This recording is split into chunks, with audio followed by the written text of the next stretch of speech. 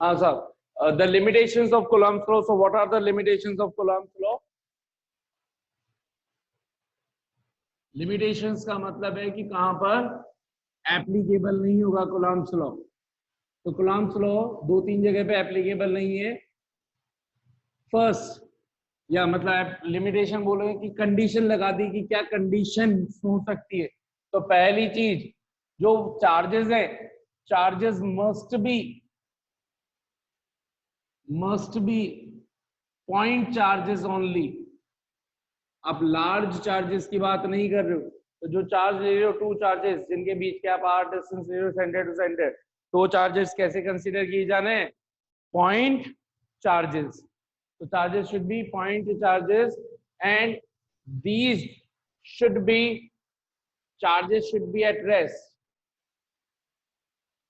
Charges must be or should be at rest. तभी तो हम कूलम्ब्स लॉ को इलेक्ट्रोस्टैटिक फोर्स बोलते हैं. ठीक है. तो जिस समय चार्ज रुका हुआ है उसी समय पे हम उसके कारण लगने वाले फोर्सेस के इन्वॉल्वमेंट को बोल रहे हैं क्या? कूलम्ब्स लॉ या इलेक्ट्रोस्टैटिक फोर्सेस. और थर्ड, जो डिस्टेंस है, सेपरेशन डिस्टेंस, यानी कि जो आर है, R should not be less than to 10 to the power minus 15 meter, यानी कि minus 10 to the power minus 15 meter से छोटी नहीं होनी चाहिए इनके बीच की डिस्टेंस. कितनी भी लार्ज हो सकती है, डजंट मैटर. इनफाइनाइट तक बोलते हैं, मतलब बोला जाता है कि एक्चुअल में ये कहां तक, आइडियली कहां तक अप्लाई हो सकते हैं? इनफाइनाइट तक. लेकिन इनकी डिस्टेंस क्या नहीं होनी चाहिए? 10 to the power minus 15 meter से छोटी. 10 to the power minus 15 इसलिए क्यों? क्योंकि ये होती है न्यूक्लियर साइज. तो जब न्यूक्लियस की साइज है ये, तो न्यूक्लियस के अंदर डोमिनेटिंग फोर्स कौन हो जाता है? न्यूक्लियर फोर्स, जिसका काम रिपल्शन को भी हटा करके उनको बाइंड करना होता है. तो इस वजह से हम बोलते हैं कि रिपेल दिखेगा ही नहीं आपको, मतलब वहां पे रिपेल होता हुआ नजर ही नहीं आएगा, तो वहां पे आप लगा ही नहीं पाओगे कूलम्ब्स लॉ. तो इसलिए the distance should not B less than to 10 to the power minus 15 meter. Otherwise, what will happen? The nuclear forces will be dominating there, and hence the Coulomb's law of forces, electrostatic forces, that time can not be applied. अगर आप apply करोगे और उससे direct जो भी answer बोलोगे तो directly सही नहीं आएगा, क्योंकि वो दूर कहीं जा नहीं रहे होंगे, नेट फोर्स उतना निकल नहीं रहा होगा, डोमिनेट हो जाएगा कौन सा? Strong nuclear force. ठीक है. तो ये चीज आप लोगों को समझ में आ जाना चाहिए. नेक्स्ट टॉपिक की हम बात कर रहे हैं क्या? परमिटिविटी या dielectric constant relative permittivity.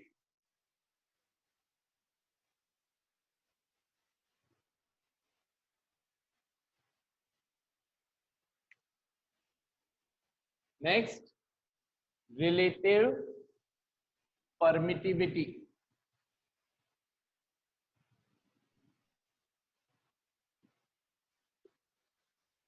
Next हम बात कर रहे हैं रिलेटिव परमिटिविटी, जिसका दूसरा नाम क्या हो जाता है?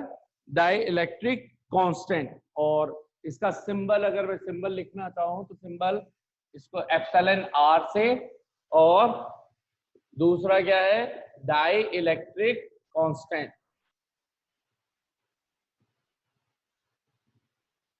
जो क्या होता है? के. अब अच्छा, ये वाला के अलग है, वो के जो अभी मैंने पढ़ाया 1/4πε0 वो अलग है. तो इसलिए जनरली डाइलेक्ट्रिक कांस्टेंट जिस टाइम पे आएगा तो उस टाइम पे वो वाला फॉर्म आप के ना लिख करके उसको क्या लिखना है? 1/4πε0. मतलब के बहुत जगह, के एक ऐसा सिंबल बोल दिया, जनरली कहीं पे भी प्रोपोर्शनैलिटी का साइन हटाते तो कांस्टेंट आ जाता है, उसको मान लिया जाता है कि जिस टाइम पे आप जिस सिचुएशन में काम कर रहे हो उस के को आपको डिफाइन भी करना होता है कि हियर के, जैसा भी इससे पहले मैंने लिखा था कूलम्ब्स लॉ के अंदर कि F = K Q1 Q2 upon R², where K = 1/4πε0 = 9 to 10 to the power 9 meter meter square पर कूलम स्क्वायर. तो ठीक है, ऐसे ही जहां जैसा सिंबल होगा आप उसको डिफाइन करेंगे.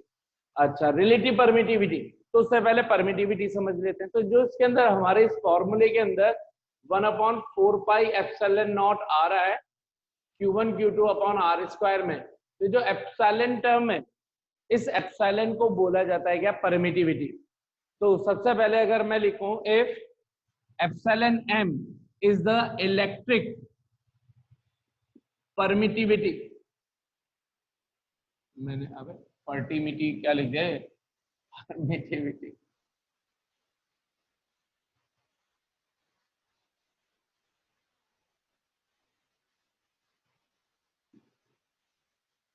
permittivity, electric permittivity,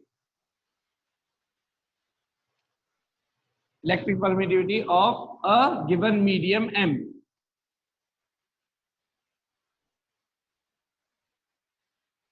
Epsilon naught electric permittivity of free space or vacuum, and epsilon R जिसको हम यहाँ पे K भी बोल रहे हैं, that is relative electric permittivity. तो देखिए रिलेटिव आ गया इलेक्ट्रिक परमिटिविटी, तो रिलेटिव का मतलब है किसी के रेस्पेक्ट में, और कोई सी चीज किसी के रेस्पेक्ट में, तो यहाँ किसके रेस्पेक्ट में चलती है चीज, relative permittivity is defined as the electric permittivity, definition भी ये लिख रहा हूं, relative permittivity is defined as the electric permittivity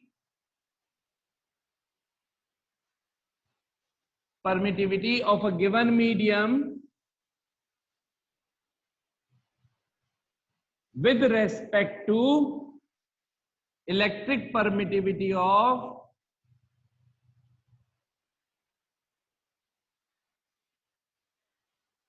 free space or vacuum, free space और वैक्यूम। हाँ भाई, तो अब इसको जल्दी से पहले, इससे पहले ये टर्म समझ लें कि what do we understand by the term electric permittivity. उसके बाद ही तो कि यार मैंने इतना लिखा दिया सर, आपने इतनी चीजें बोल दी, इलेक्ट्रिक परमिटिविटी ये वो, और इलेक्ट्रिक परमिटिविटी अभी तक पता ही नहीं होती क्या। ठीक है, परमिटिविटी ये वर्ड बना है परमिशन से, परमिट करना, टू अलाउ, टू परमिट। क्या चीज परमिट, इलेक्ट्रिक चीजों को परमिट करना। तो इलेक्ट्रिक क्या चीजें परमिट करेंगी, तो क्या होता है कि अभी हम आगे देखेंगे कि जब कोई चार्ज होता है तो उससे इलेक्ट्रिक फील्ड लाइंस निकलती है, जनरेट होती है।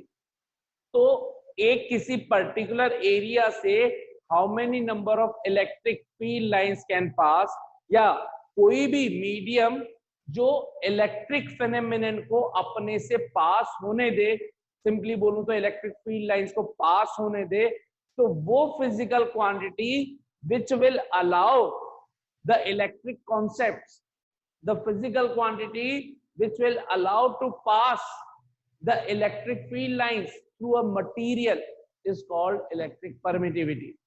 तो ये चीज है जो बताएगी कि क्या इस जगह पे आप इलेक्ट्रिक फेनोमेनन लगा सकते हो, are you allowed to apply the electric phenomenon here or not। तो अगर अलाउ हो तो वो अलाउ कर रहा है कौन, इलेक्ट्रिक परमिटिविटी। तो इसी वजह से हमने शुरू के अंदर ही जो फॉर्मूला लिखा था F = 1/4 पाई एप्सिलॉन नॉट। तो फ्री स्पेस के अंदर क्या दो चार्जेस को रखने पर उनके बीच में कोई इलेक्ट्रिक फेनोमेनन अप्लाई हो सकता है, तो बिल्कुल बोला गया कि हो सकता है कि अगर दो चार्जेस को हवा में रख दिया या वैक्यूम में रख दिया, चाहे फ्री स्पेस में रखो, वैक्यूम में रखो, एयर में रखो, तो अगर इस पूरे सिस्टम को मान लीजिए मैंने वैक्यूम में रख दिया, तो क्या वैक्यूम में रखने के बाद भी इनके बीच में फोर्स लगेगा? ये ठीक वैसे आप थोड़ी देर से के लिए माइंड में सोचें, तो कि दो मैग्नेट रख दें और दो मैग्नेट के बीच में अगर कोई बहुत मतलब बड़ी सी एक ऐसी चीज रबर टाइप का कुछ कर दे, इनको दूर रख दें, तो ये डायरेक्टली एक दूसरे को, इसको मैं इधर चलाऊंगा तो इधर इस पर इफेक्ट जनरली अगर नहीं आ रहा, तो हम कहेंगे कि यार मैग्नेटिक फील्ड लाइन अलाउ नहीं कर पा रही ये वाली चीज, ये इसको अलाउड नहीं कर रहा।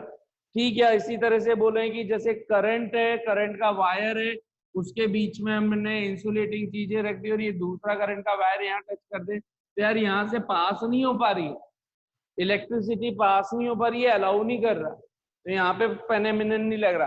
तो लेकिन अगर हमने इनको अगर वैक्यूम में रख रखा है तो क्या इनके बीच में फोर्सेस लग पा रहे हैं? तो हमने देखा लग रहे हैं, तभी तो कूलम्ब्स लॉ आया था कि और ये जो वैक्यूम है या फ्री स्पेस है, इसी में ही हमने देखा है ये फॉर्मूला अभी तक जो भी देखा है, F = K बोले तो 1/4πε0 Q1 Q2 upon R²।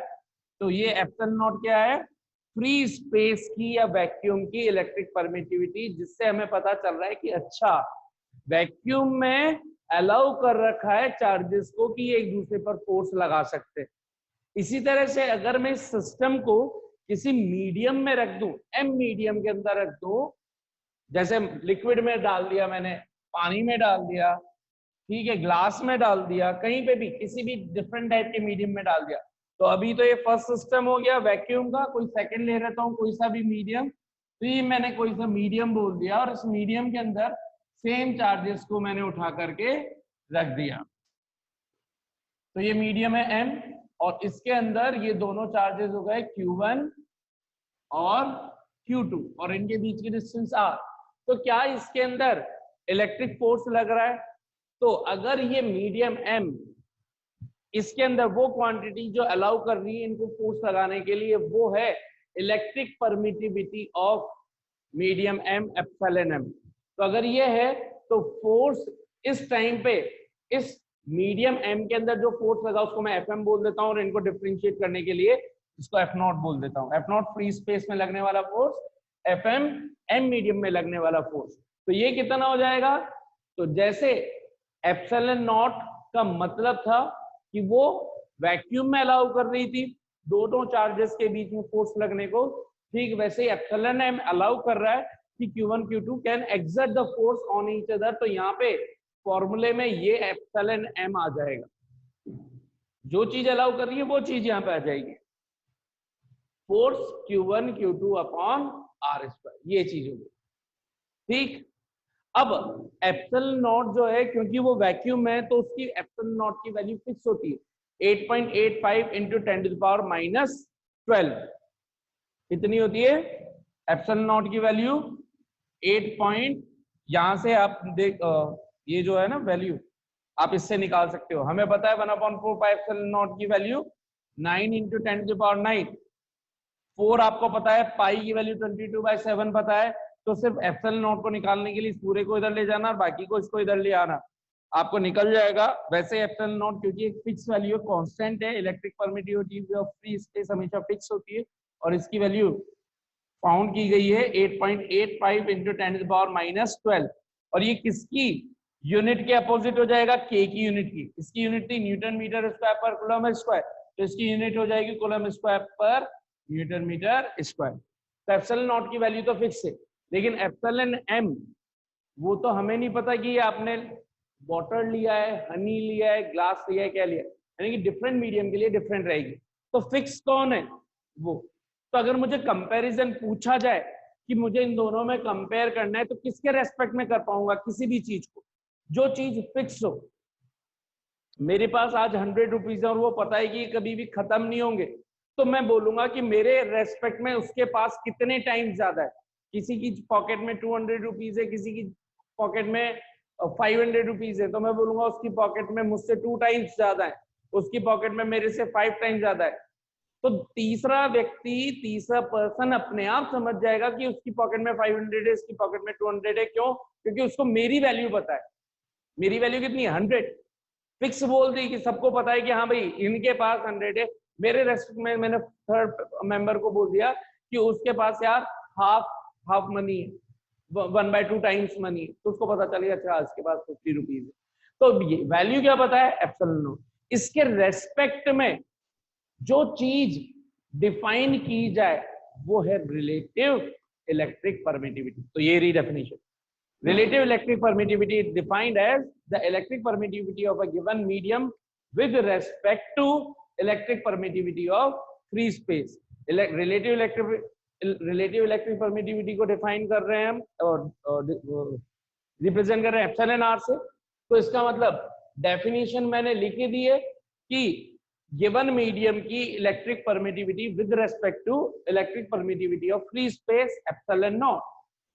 Epsilon m की वैल्यू किसके रेस्पेक्ट में? Epsilon naught. और आपको मैंने तरीका सिखा रखा है, जब भी विद रेस्पेक्ट टू होता है तो विद रेस्पेक्ट टू से पहले वाला कि जिसके रेस्पेक्ट में करते हैं वो तो आता है डिनोमिनेटर में, जिसके लिए कर रहे हैं वो आता है न्यूमरेटर में। तो यहाँ पे न्यूमरेटर में कौन आ जाएगा? गिवन मीडियम वाला, तो ये बन जाएगा एप्सिलॉन एम, और विद रेस्पेक्ट टू किसके निकाल रहे हैं? एप्सिलॉन नॉट के। एप्सिलॉन नॉट डिनोमिनेटर में क्या आ जाएगा? Epsilon naught. तो this is the formula of relative permittivity. So another way you can also define the relative permittivity as the ratio of electric permittivity of medium to the electric permittivity of free space, जो केवल एक definition आपको book में मिल जाएगी, इतनी सी। ये इसका logic है, लॉजिक के साथ ये मैंने बता दिया। अब अगर ये आपने रेशियो देख लिया, तो अगर मैंने पूछा कि जैसे मैंने कहा था मेरे पास 100 रुपीज हैं और ये मेरी वैल्यू फिक्स बता दी थी, मैंने कहा मेरे रेस्पेक्ट में सेकंड पर्सन के पास 5 टाइम्स मनी, तो आंसर कितना आया? कितने होने चाहिए उसके पास? बोलो आंसर कितना आएगा? अगर मेरे पास मेरी वैल्यू फिक्स 5 टाइम्स है मेरे से ज्यादा, मेरी पॉकेट में सबको पता है 100 रुपीज है, मैंने कहा मेरे से ज्यादा 5 टाइम्स है उसके पास, बताओ आंसर कितना आएगा? उसकी पॉकेट में कितने होने चाहिए? 500। तुमने क्या किया? तुमने मेरी वैल्यू को मल्टीप्लाई कर दिया किससे? जिसके पास है उससे। तो देखो यहाँ पर तुम यही तो कर रहे हो, epsilon m is equal to epsilon naught into epsilon r. Epsilon r तो क्या बता रहा है कि एप्सिलॉन नॉट के कंपैरिजन में एप्सिलॉन एम कितना बड़ा है। मान लीजिए एप्सिलॉन एम की वैल्यू दे दी उसकी, मान लीजिए कितनी रख दूं मैं, 17.70 इंटू 10⁻⁻12।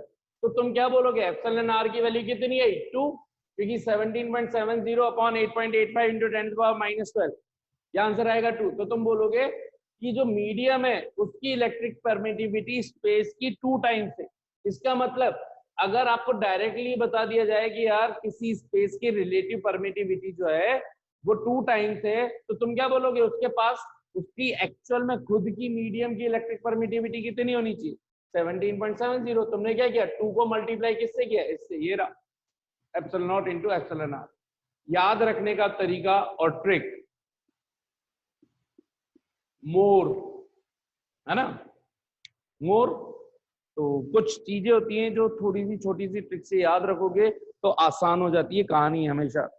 जैसे इलेक्ट्रिक पोटेंशियल और डिस्टेंस और इलेक्ट्रिक फील्ड में कोई relation, Ved Prakash Sharma, Ved V is equals to ED, ठीक है, quit Q is equals to IT। तो छोटी छोटी ट्रिक्स हैं जो आप लोग अगर करते रहेंगे, और मैं बीच में से बताता रहूंगा, आप नहीं भी करेंगे तो मैं बताता रहूंगा, जो हर चैप्टर के अंदर जो ट्रिक्स आती हैं इस तरीके से, ताकि आपको हर चैप्टर में कुछ ना कुछ याद रहेगा। तो मोर याद रख लो, वर्ड मोर। मोर किसके लिए? इलेक्ट्रिक परमिटिविटी के लिए। तो epsilon m is equals to epsilon naught into epsilon r. हाँ भाई, यहां तक कितनों को अच्छे से सारी चीजें समझ में आ चुकी है? Give me thumbs up.